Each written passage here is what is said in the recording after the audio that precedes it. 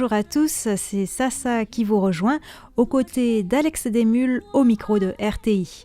Comme vous le savez, Alex Desmules était notre stagiaire. Il a réalisé des émissions remarquables sur Taïwan et les Jeux Olympiques, et pas que sur le plan sportif, puisqu'il a aussi levé le voile sur les aspects historiques et géopolitiques. Lors de son passage à RTI, il a aussi mené des recherches approfondies sur l'histoire de notre radio, un sujet qui passionne certains de nos auditeurs. J'en veux pour preuve le fait que nous recevons régulièrement des questions sur l'histoire de RTI. Ces questions, pour nous, c'était parfois un défi d'y répondre. Mais plus maintenant, puisque grâce aux mémoires de Master 2 d'Alex Desmules à Sciences Po Lyon, nous avons désormais non seulement beaucoup d'informations, mais aussi une mise en perspective à travers son analyse, puisque les faits ne peuvent prendre tout leur sens que s'ils sont replacés dans leur contexte historique, bien sûr. Nous avons vu au fil des précédents épisodes comment l'ancêtre de RTI, le service central de radiodiffusion, a été fondé en 1928 à Nankin, en Chine. Quelles ont été les grandes étapes de l'évolution de la voix de la Chine libre en Radio Taïwan International. Nous avons fait un focus sur les manifestations d'étudiants sur la place Tiananmen à Pékin en 1989 et leur répression, qui ont été un moment important pour la radio, un tournant. Et enfin, la semaine dernière, Alex Desmules nous a expliqué quelle était la place de Radio Taïwan International dans les différents outils culturels et médiatiques du soft power taïwanais. Cela nous permet de faire une transition avec ce 5e volet. RTI, et notamment son service en langue française, est certes un outil important du soft power taïwanais, mais dans quelle mesure est-ce que cette voix de Taïwan est audible face au mégaphone, entre guillemets, de la Chine ? En effet, on sait que la République populaire de Chine, de l'autre côté du détroit, consacre énormément de moyens pour communiquer à l'international. On retourne en studio aux côtés d'Alex Desmules. J'ai discuté avec Fix des émissions que Radio Taïwan International en français diffusait vers le Burkina Faso jusqu'à une certaine époque. Enfin, il me disait avec beaucoup de chagrin que le Burkina Faso, on l'avait perdu. Enfin, au niveau de la radio, on l'avait perdu aux Chinois. Alors, ça a été des questions diplomatiques, économiques très, très, très importantes. Mais j'ai réussi à déterrer un truc, c'est que visiblement, le principal lobbyiste au Burkina Faso, qui a poussé pour la reconnaissance de la Chine du Burkina Faso, qui reconnaissait Taïwan jusqu'en 2018, c'était un journaliste pigiste détaché de Radio Chine International au Burkina. Et que c'était l'un des principaux lobbyistes auprès du gouvernement burkinabé pour changer de reconnaissance diplomatique. Et justement, en fait, la Chine a complètement conscience de ça, que la radio, c'est un pouvoir de diffusion qui est aussi très sous-estimé aujourd'hui. Pourtant, c'est avec ça que la France a fondé son pouvoir sur la France-Afrique aussi en partie. C'est un pouvoir qui est très important sur ce qu'on appelle le Sud global. Le Sud global, c'est tous ces pays de l'ancien tiers-monde qui ont une économie qui commence à se développer petit à petit, mais qui restent encore parfois victimes des prédations impériales des pays du premier monde, du coup. Et la Chine joue parfaitement là-dedans, c'est-à-dire que Radio Chine International est utilisé comme un moyen non seulement de diffusion du narratif chinois, mais en plus c'est utilisé comme un moyen de destruction des narratifs opposés. C'est un peu cette notion de sharp power qui est développée petit à petit pour parler des capacités de soft power chinois, c'est-à-dire que le sharp power, c'est encore une évolution de cette dichotomie qu'il y avait entre soft power et hard power. Donc le sharp power, c'est encore une autre chose. C'est une espèce de capacité de communication qui permet ils utilisent le terme de déchirer l'espace médiatique, en fait l'espace mental d'une nation pour imposer son narratif. Et c'est ce que la Chine fait dans beaucoup de pays d'Afrique, beaucoup de pays d'Asie du Sud-Est, et notamment, typiquement, moi j'ai étudié un peu, j'ai lu un rapport sur le Cambodge pour le mémoire, où en fait, Radio Chine International met énormément de moyens là-dedans, va construire des chaînes de radio locales qui vont rabattre sur Radio Chine International, notamment, mais qui vont parler en chinois, etc., et qui vont avoir des contacts avec les communautés Rohingya, mais aussi avec les communautés cambodgiennes locales, et en fait essayer de trouver des partenaires locaux qui vont privilégier de diffuser le narratif chinois au narratif occidental, par exemple, ou au narratif taïwanais, vu qu'on est sur Taïwan.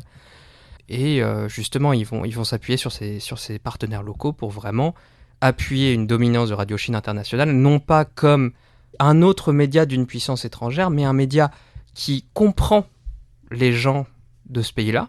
Ils se défendent comme un média qui est purement neutre. C'est-à-dire que là où, par exemple, France 24 ou la BBC ont tendance à critiquer les gouvernements locaux parce que ce sont des rédactions libres, en fait, qui ne sont pas liées directement à la diplomatie nationale, ils peuvent être amenés à critiquer les gouvernements locaux, les dictatures, ou même les gouvernements corrompus, ou même parfois des démocraties qui fonctionnent mal, pour dire ça marche pas, ça marche pas, et pas forcément les critiquer d'ailleurs de face, hein, généralement, mais donner la voix aux opposants. Et Radio Chine International, ils disent ouvertement, nous on veut pas parler de conflits, on veut pas parler des problèmes, on veut pas parler des guerres, on veut pas parler des problèmes de corruption, nous on veut donner une bonne image, et on veut donner une bonne image du pays, on veut parler des choses bien dans votre pays, on fait du journalisme, ils utilisent le terme journalisme positif. C'est assez fou parce que Radio Chine International avait beaucoup de mal à s'exporter en dehors du bloc de l'Est avant les années 80, contrairement à la Voix de la Chine Libre qui, elle, fonctionnait quand même très très bien dans le bloc de l'Ouest et en Afrique. Radio Chine International, en fait, elle est passée déjà à un autre stade. On n'est plus du tout sur le même terrain de combat entre Radio Taïwan International et Radio Chine International. Alors, bon, j'ai pas fait une analyse complète de Radio Chine International, c'était pas mon sujet, mais typiquement en Amérique latine, en Asie du Sud-Est et en Afrique, c'est un média dominant.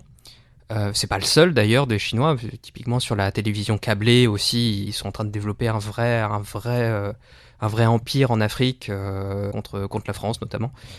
Oui, Taïwan est peu audible et surtout la Chine. En fait, à chaque perte de partenaire diplomatique, ça devient plus difficile pour Taïwan de diffuser vers certaines zones. Typiquement, la perte du Burkina Faso, ça a rendu la diffusion vers l'Afrique de l'Ouest quasiment impossible.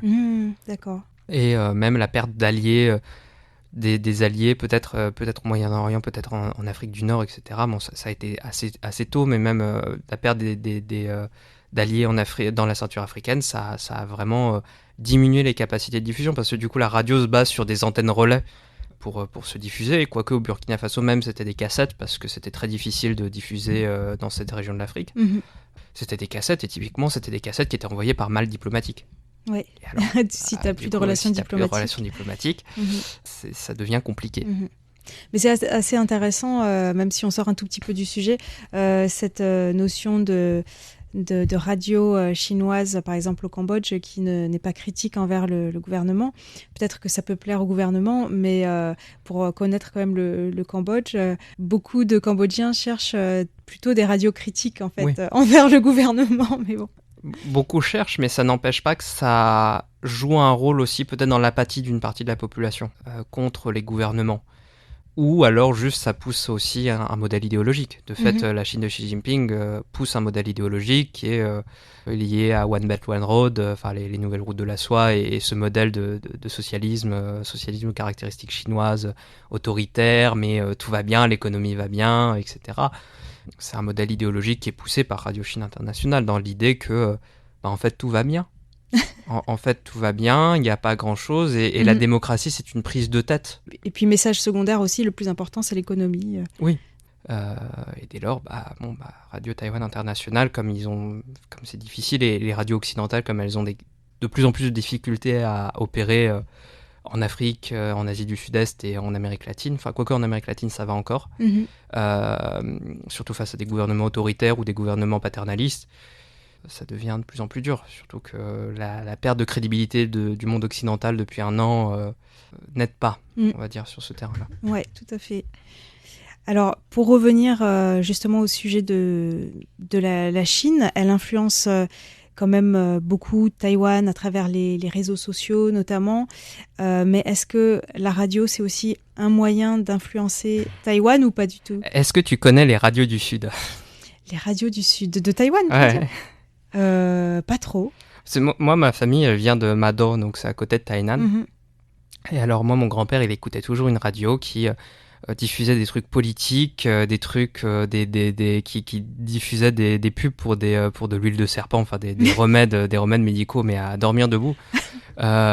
Et en fait, ça, le Sud, c'est un peu le paradis des radios indépendantes à Taïwan. Tout ce qui est Kaohsiung, Tainan, etc. Vous pouvez capter très facilement des radios indépendantes. Il y en a énormément. Et en fait, ça s'est goupillé à peu près dans les années 80 avec la libéralisation des ondes. C'est que le Sud, c'est loin de Taipei. Et dans les années 80, il y a beaucoup de radios pirates qui se sont installées dans le sud de Taïwan. Alors pour l'essentiel, c'était des radios indépendantistes. Chen Shui-bian, l'ancien président, Chen Shui-bian avait une radio pirate. Ah oui. Et d'ailleurs, je crois que la nouvelle radio qu'il a lancée a le même nom ou quelque chose comme ça, ou c'est une référence, je ne sais plus exactement. Mais Chen Shui-bian avait une radio pirate qui était une des plus grosses du pays d'ailleurs. Et le gouvernement a mené une grosse lutte contre ces radios pirates. Et en fait, ça a créé un peu un microcosme qui a existé dans le Sud depuis lors sur des radios indépendantes qui disaient un peu tout et qui utilisent un peu tous les moyens pour se financer. Et notamment l'huile de serpent, ça bien sûr. Et en fait, le truc, c'est qu'on s'est rendu compte depuis 20 ans, à peu près, que la Chine... elle commence à gratter du temps d'antenne sur ces radios pirates. Enfin, sur radios pirates, c'est plus des radios pirates d'ailleurs, c'est des radios privées plutôt. C'est des radios de particuliers. Elle gratte du temps d'antenne. Comment elle fait pour gratter du temps d'antenne ? En fait, elle utilise je sais pas si y a des auditeurs qui se sont familiers avec l'émission Stop ou Encore qu'il y avait, je crois, sur RTL. Ça me dit quelque chose. C'est une émission où en fait ils diffusent de la musique en continu et puis à chaque fin de musique en fait les auditeurs envoient des SMS pour dire stop ou encore. Donc est-ce qu'on continue sur le même artiste ou est-ce qu'on change ? Et en gros il y a des radios qui ressemblent un peu à ça dans le sud de Taïwan, c'est juste qu'ils diffusent de la musique en continu. En fait vous envoyez des SMS pour dire quelle musique vous voulez faire passer. Et à la base c'est des musiques du sud de Taïwan, voire des musiques juste taïwanaises assez classiques. Et puis il y a des chercheurs qui se sont rendus compte en l'écoutant que petit à petit, il y avait de plus en plus de musique du continent. Alors à la base, c'était des musiques populaires. Pas si étonnant que ça. Ça pouvait juste être des gens qui avaient vu sur Instagram, sur TikTok, sur Douyin plutôt, ces musiques-là et qui avaient envie de les écouter. Et puis d'un coup, ils se rendent compte que plus en plus, il y a des musiques qui sortent de nulle part. Vraiment, limite même des musiques qui chantent la beauté des montagnes du Tibet, mais des musiques pop, mais qui sont inconnues en dehors de quelques provinces chinoises. Enfin, c'est des musiques vraiment très obscures. Ils se sont rendus compte petit à petit que la Chine grattait du temps d'antenne là-dessus pour essayer de faire ce qu'avait fait Taïwan avant, c'est d'envoyer de la musique chinoise pour essayer de créer ce lien culturel entre les deux rives pour capter des gens. Et derrière... les hôtes de ces... les animateurs de ces émissions commençaient à avoir des messages politiques. Alors généralement, ils sont payés pour les dire. Et typiquement, il y a un jour, il y a un de ces chercheurs justement qui écrit dans un des articles où il dit la veille du grand comité du KMT pour les élections de 2020 pour sélectionner le candidat à la présidentielle à Kaohsiung, alors que Han Kuo-yu part à Taipei pour voir le reste du leadership du KMT et pour présenter pour l'élection candidat à la présidentielle, tu as l'animateur d'une des principales émissions qui dit « Soutenons tous le maire Han Kuo-yu qui va enfin sauver la République de Chine des indépendants. » Enfin, il dit un truc à peu près équivalent. Et en fait, il y a une diffusion de messages politiques via ces radios-là qui s'adressent en fait très souvent à des gens un peu vieux, pas très connectés politiquement, dont c'est souvent le seul contact avec l'étranger de leur petit foyer. Et en fait, c'est une forme d'essayer de capter ces auditoires. Mais pourtant, le sud de Taïwan, c'est quand même plutôt vert, plutôt indépendantiste. Mais justement, typiquement, la question de pourquoi est-ce que Kaohsiung a élu Han Kuo-yu en 2018, c'est vrai. C'est une question à se poser. Alors, je pense qu'il y a aussi une part de responsabilité dans le DPP qui a peut-être pas forcément bien géré la ville à ce moment-là. Mais est-ce qu'il y a une part d'infiltration chinoise ? Alors déjà, la réponse est oui, mais parce qu'il y a une part d'infiltration chinoise dans toutes les élections taïwanaises depuis les années 2000. Mais à quel niveau ? Et c'est là la question. Et est-ce que ça a eu un impact ? Ces radios, on ne sait pas encore, parce que c'est super compliqué de mesurer l'auditoire d'une radio. Et du coup, ça se trouve, ça a convaincu des gens de voter Han Kuo-yu, ou ça a convaincu des gens de voter pendant les élections nationales pour le KMT.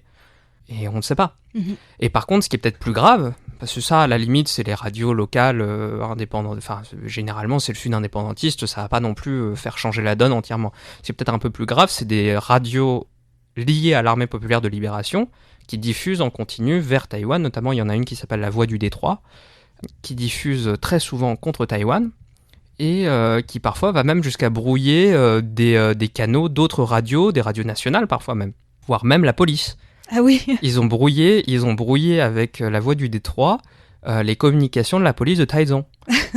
Alors ça montre une capacité d'attaque qui est quand même impressionnante. Et par contre aussi derrière, peut-être ce qui est aussi inquiétant, c'est à l'échelle peut-être plus dans le nord qui est un peu plus bleu, la capacité de la Chine à acheter des acteurs pour diffuser des news pro-chinoises et surtout les maintenir. Typiquement, pour les élections de 2020, ils avaient payé des restaurants et des hôtels pour rester sur des chaînes qui étaient acquises à la Chine et diffuser des informations en continu, faire des chaînes d'infos en continu à la télé. Et peut-être qu'à la radio, il n'y a pas eu la même étude qui a été menée sur la radio, mais il y a peut-être que ça s'est joué. Et tu as notamment, principal problème à Taïwan, c'est le groupe Wantuant. Un groupe d'agroalimentaire. Et le groupe Wantuant est complètement acquis à la cause de la Chine. D'ailleurs, en 2012, il y a eu des manifestations d'étudiants taïwanais contre le monopole dans le secteur des médias, et c'était notamment le patron du groupe Wantuant qui voulait acheter beaucoup de médias. Parce que Wantuant, c'est la plus grosse concentration de médias à Taïwan entre les mains d'une seule personne, je crois. Et il c'est un négationniste de Tiananmen, mais depuis 1989, quoi, typiquement.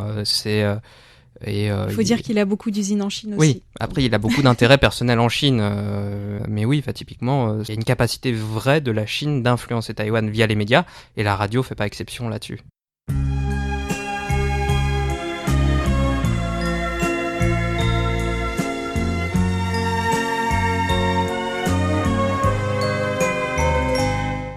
C'est sur cette réflexion approfondie sur l'influence chinoise dans les médias à Taïwan que s'achève ce nouveau volet de l'interview d'Alex Desmulles, qui est toujours aussi passionnant.